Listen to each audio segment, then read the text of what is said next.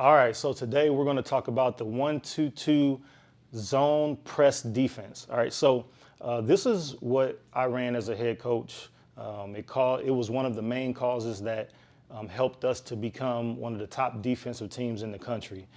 One of the main reasons that we were running the 1-2-2 is so that we can get steals.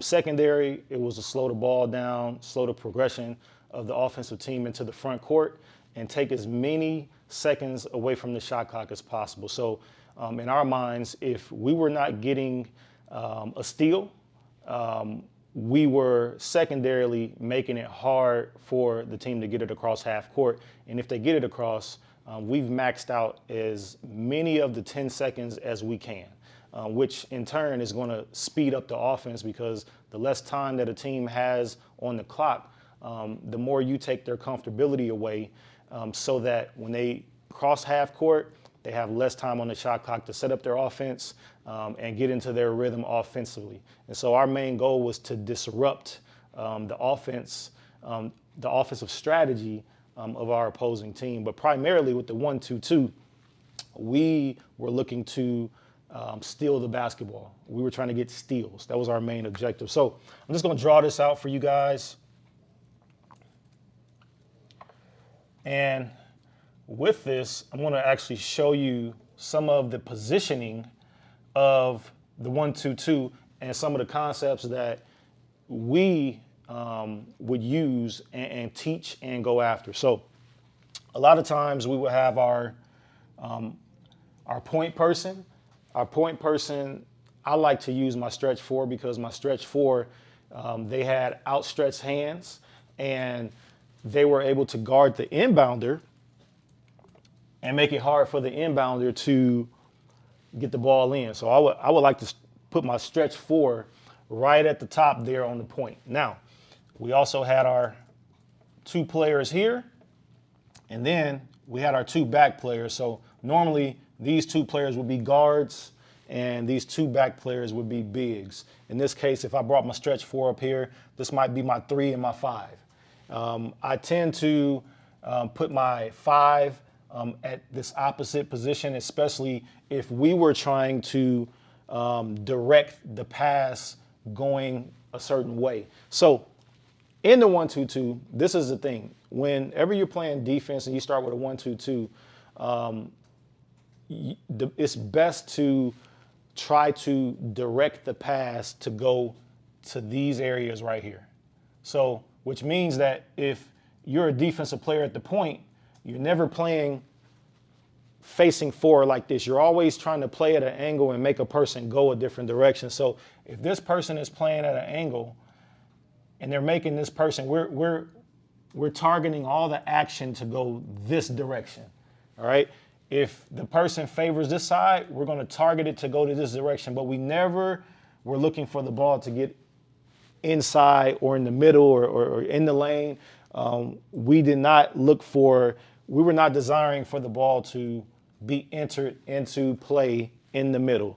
We're always focusing on the corners. All right, so now you're going to, of course, have your offensive players. They're going to be somewhere. They may start with a stack or whatever the case. And so naturally, you're not just going to have a perfect setup like this every time. But they're going to start in whatever play they're running, stack, staggered at the elbows, and they're going to break off of that or screen off of that or do something in order to get open for the ball. So now what we would, after trying to get the ball into play in the corners, then what we're going to do from there is, the first thing that we always instructed was the trap. So let's just say ball goes into this corner here. So now the ball goes in, this offensive player gets it. Now, the very first thing that happens is the trap. So we're sending this player to trap. We're sending this player to trap. All right. Now, with those instructions, with that player, when we send this point person and we send this wing person to trap, they must do one thing initially. They have to get their hands all the way up.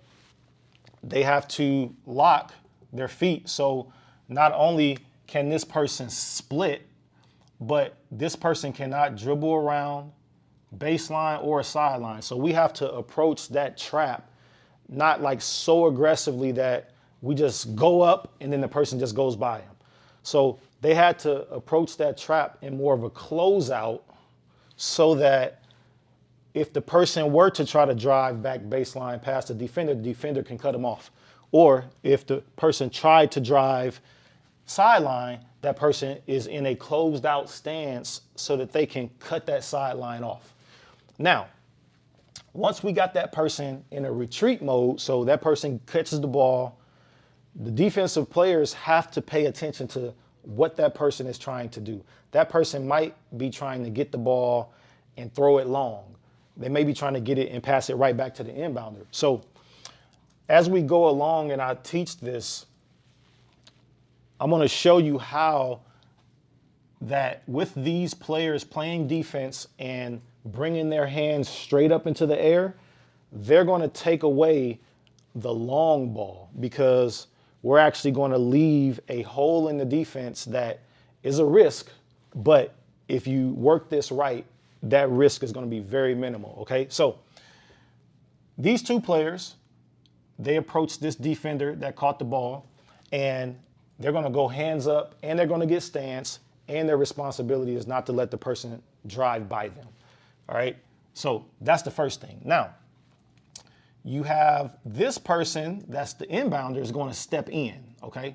So once they step in, they are a potential for getting the ball back. So now what I do is I rotate this other wing person has to come here to take away that pass.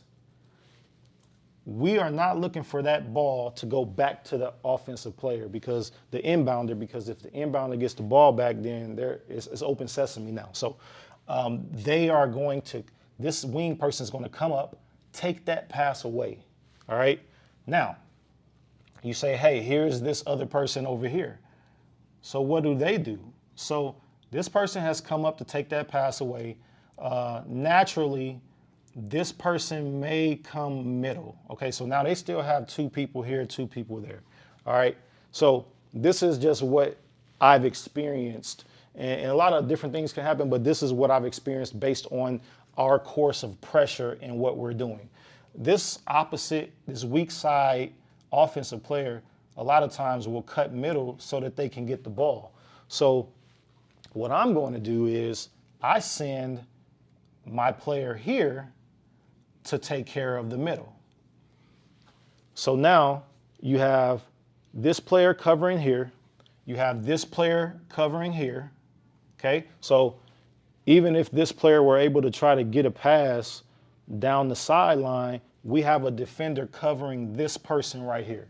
Okay, so in summary, if we go back up here, we have two defenders trying to cause this turnover. If the ball goes back to the inbounder, we're looking for this person to shoot this passing lane to take that ball. We're trying to get that steal. If this person tries to pass it here down the sideline, we have this person trying to get that ball and get that steal, okay?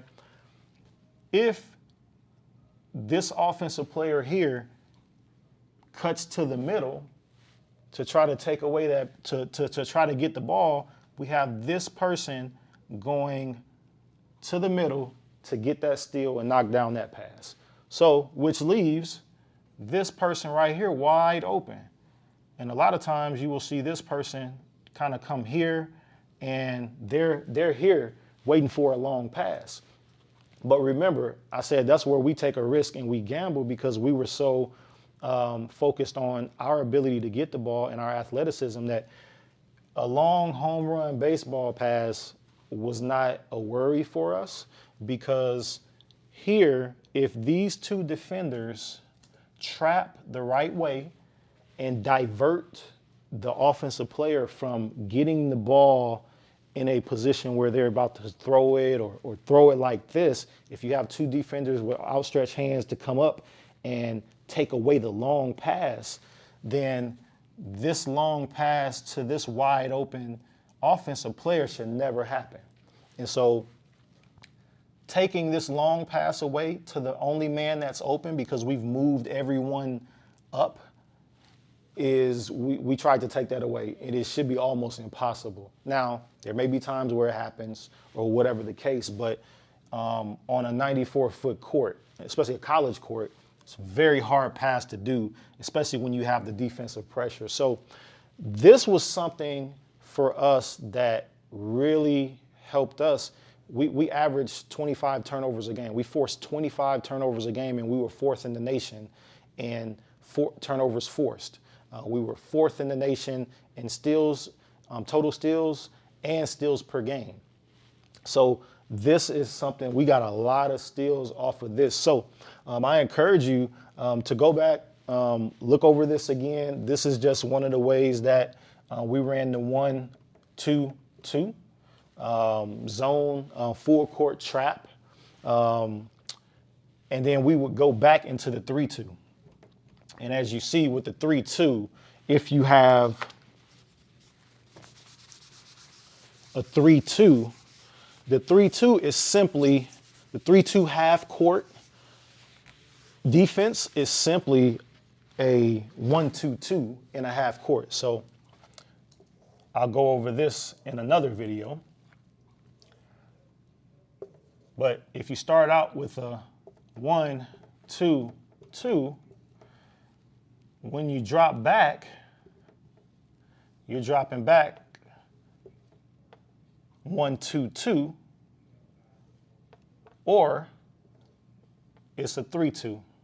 And so you're going to have position, position, top position, two wing positions. So 1-2-2, you can call it, and it's based on your schemes, but you could say 1-2-2 full court, you could say 1-2-2 half court, you could say 3-2 full court, you could say 3-2 half court, or you could say 1-2-2 back to 3-2, whatever floats your boat. But we did it because a lot of our positioning would be the same. If you have a 4-5 here, or if you have a 5-3 here, you know, I had interchangeable, everybody on my team was pretty much interchangeable 1 through 4. So if we had a 3-4 here, or 3-5 here, or 4-5 here, it was the same thing. If we ended up having a 4 on the wing, it was the same thing. I would have my 4 up here. My 4 could play every spot in the 3-2. My 4 could play every spot in the 1-2-2. So that was just how I was able to structure my defense to where it was more versatile, because my bigs were mobile and they were not mechanical bigs. And so they could interchange out, which made it hard for the offense, because if the offense came with a zone offense, then when they get to setting screens, we could switch really easy because everybody could play every position. So I'll go more over the 3-2 in another video, but this was based on the 1-2-2 full court. We were trying to get a lot of steals, and if you need to go back and watch the video over again, you'll see the diagram that I drew for the 1-2-2, and hopefully you can implement it and have some success in it.